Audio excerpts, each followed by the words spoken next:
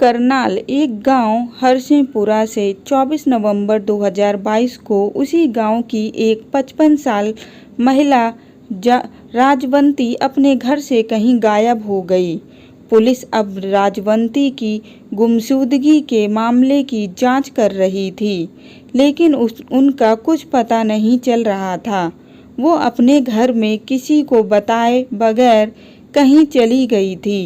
इस सिलसिले में घर वालों ने घरौंदा थाने में रिपोर्ट लिखवाई थी।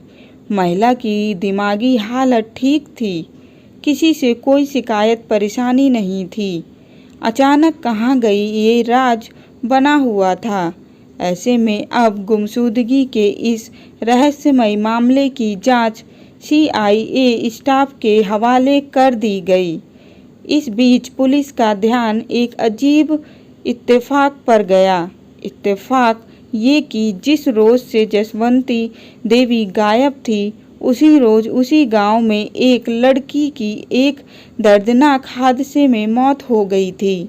25 साल की इस लड़की का नाम अंतिमा था। अंतिमा अपने ही घर में करंट लगने और झुलसने की वजह से मारी गई।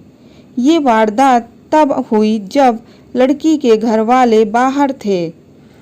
जब घरवाले लौटे तो बेटी की लाश देखकर सन्न रह गए। वैसे तो लाश की हालत ऐसी थी कि उन्हें अपनी बेटी को पहचानना मुश्किल हो रहा था, लेकिन कपड़े और ज्वेलरी ये गवाही दे रहे थे कि ये अंतिमा की ही लाश है। अब घरवालों ने भरे मन से अपनी बेटी की लाश का अंतिम संस्कार कर दिया। अब पुलिस ने दोनों मामलों की जांच साथ में करने का फैसला किया।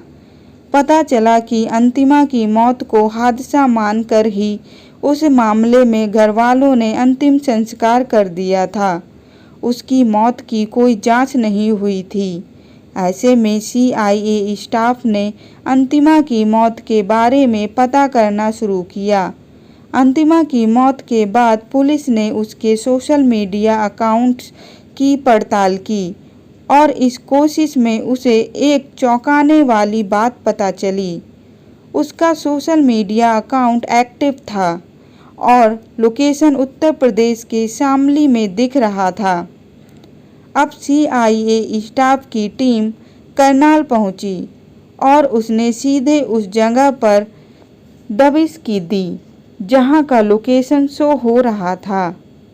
पुलिस को तो शक था, शक ही सही निकला। वहां अंतिमा मिल गई। वो अंतिमा जो 4 महीने पहले अपने ही घर में शॉर्ट सर्किट करंट और जलने से मारी गई थी। जाहिर है अंतिमा जिंदा थी, तो फिर सवाल है कि मरी कौन थी? जवाब है, मरी थी अंतिमा के गांव में रहने वाली 55 साल की महिला राजवंती देवी।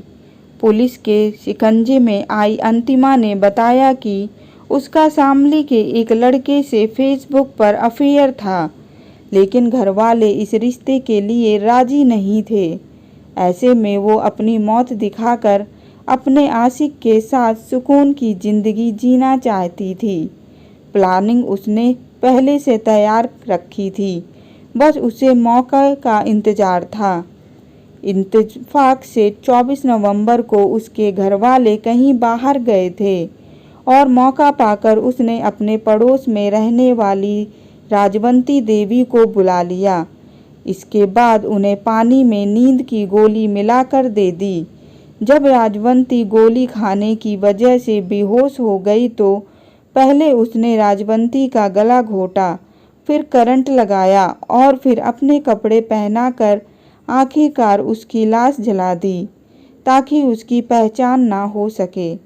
इसके बाद वो अपने प्रेमी के साथ भाग गई और उसके साथ शादी कर शामली में ही रह रही थी। लेकिन अब पुलिस ने उसे गिरफ्तार कर लिया और साथ ही राजवंती देवी की मौत का राज भी फाश हो गया।